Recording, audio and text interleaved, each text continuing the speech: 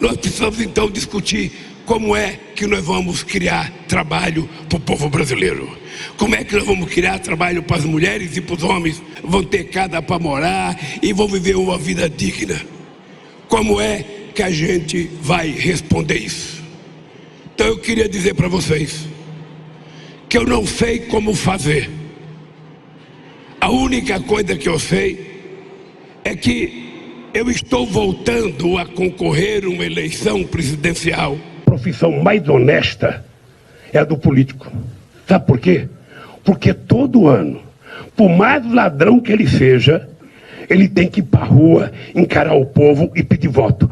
Ao assumir o governo, uma das minhas primeiras providências foi reforçar o combate ao crime e à corrupção. Parlamentares comprados pelo Partido dos Trabalhadores receberam recursos em espécie do PT. Somente o senhor Jair Bolsonaro, do PTB, votou contra a aprovação da referida lei. Nunca tentei varrer o lixo para debaixo do tapete. O povo não quer mais rachadinha. Votar a cena do crime, Lula. Vamos ver como é que foi no governo PT? Segura aí que é muita gente. O presidente da Petrobras foi preso. O presidente dos Correios foi preso. O presidente da Eletronuclear foi preso. O presidente da Valec foi preso. Os 4 diretores da Petrobras foram presos. O ex-diretor do Fundo da Caixa e do BNDES, preso. Os 3 tesoureiros do PT, presos. O ex-líder do PT na Câmara, preso. O ex-líder do governo do PT no Senado, preso. O ex-ministro da Casa Civil do Lula, preso.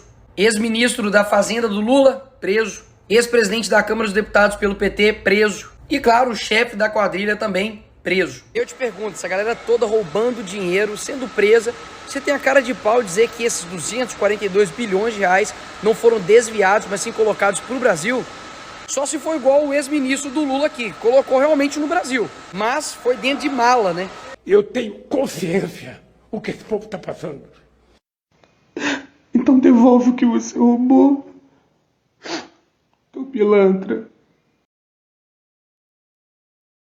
Última questão do nosso simpatizante aqui, de um governo corrupto, que foi colocado para fora do Brasil pela corrupção, pela falta de vergonha na cara de quem roubava bilhões e bilhões.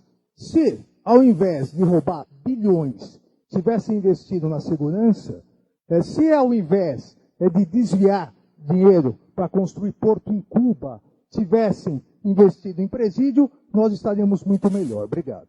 Eu não vou enganar o povo mais uma vez. E nós vamos fazer um churrasquinho. E nós vamos comer uma fatia de picanha com uma gordurinha passada na farinha e tomar uma porra de uma cerveja gelada. Bicho, o povo entra em delírio. Tenho que mentir, é preciso mentir. O político tem que mentir. Eu não esqueço nunca, eu estava debatendo o Roberto Marinho e o Jaime Lerner em Paris. Mas eu estava dizendo, porque no Brasil tem 25 milhões de crianças de rua. Eu era aplaudido calorosamente pelos franceses. Quando eu terminei de falar, o Jaime Lerner falou assim para mim, ô Lula, não pode ter 25 milhões de crianças de rua, Lula. Porque senão a gente não conseguiria andar nas ruas, Lula. É muita gente. É que eu me orgulho nesse país, e não bate a cabeça para ninguém, é que não tem nesse país uma viva alma mais honesta do que eu. Nem dentro da Polícia Federal, nem dentro do Ministério Público, nem dentro da Igreja Católica, nem dentro da Igreja Evangélica, nem dentro do sindicato, nem no meio de vocês. E foi com muita alegria que o meu amigo José Graziano, o diretor-geral da FAO, era meu ministro. Ele pode contribuir para que a gente possa começar a acreditar que é possível acabar com a fome em qualquer país.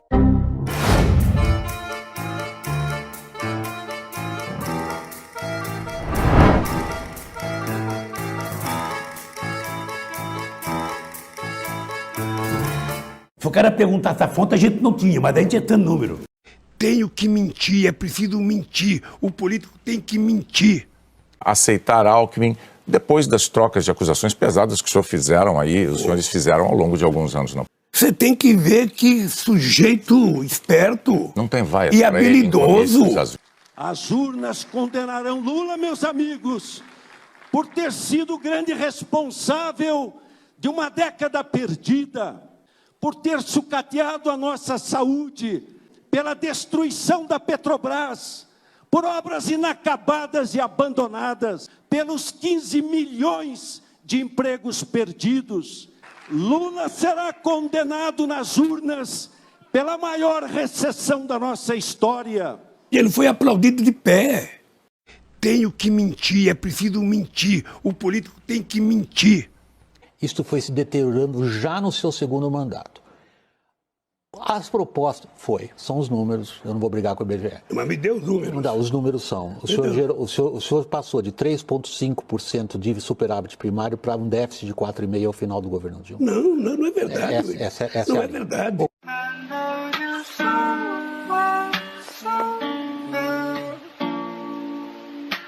A bancada do PT votou favorável, porque a bancada do PT acha que o povo tem que receber efetivamente esse auxílio. Vamos dar uma olhada como é que votou cada uma das bancadas.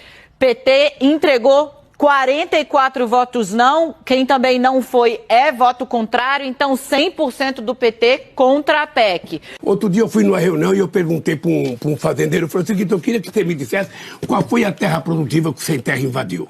A Justiça Federal vai decidir a quem pertence a Fazenda Santa Henrique, no interior de São Paulo.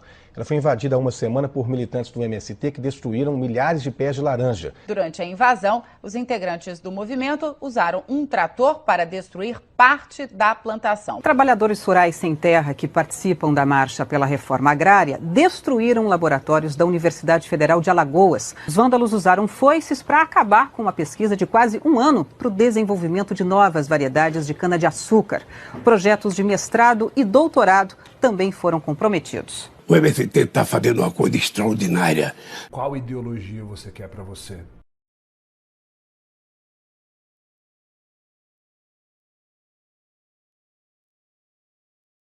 Analisei as entradas de dinheiro, as palestras, as obras e percebi que mais da metade da grana, 30 milhões da empresa de palestras e do Instituto, vem dessas 5 empreiteiras.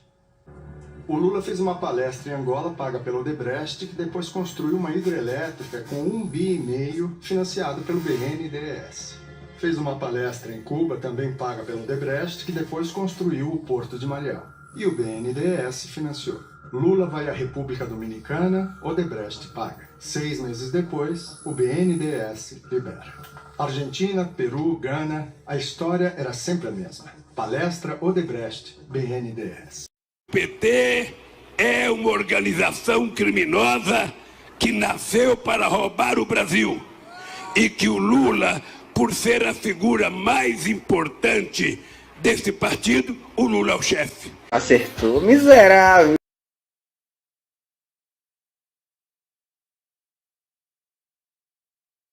O que aconteceu é que o Lula era uma coisa e se corrompeu, e eu vi de perto ele se corrompendo. Se corrompeu por interesses econômicos. O Lula, de um tempo para cá, se corrompeu organicamente.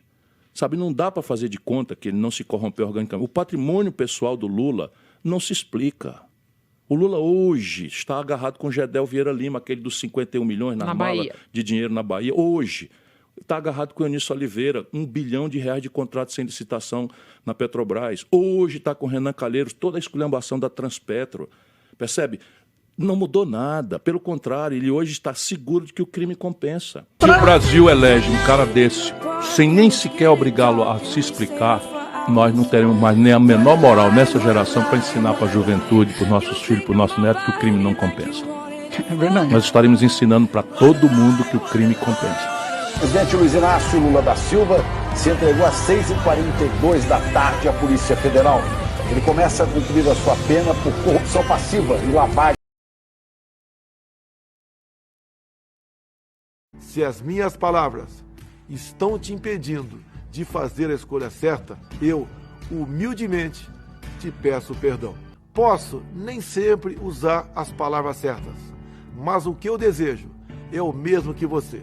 Viver com dignidade, andar na rua sem medo, garantir o sustento das nossas famílias e proteger a inocência das nossas crianças. Eu não concordo com tudo que o Bolsonaro diz e faz, mas eu discordo de tudo que o Lula pretende fazer.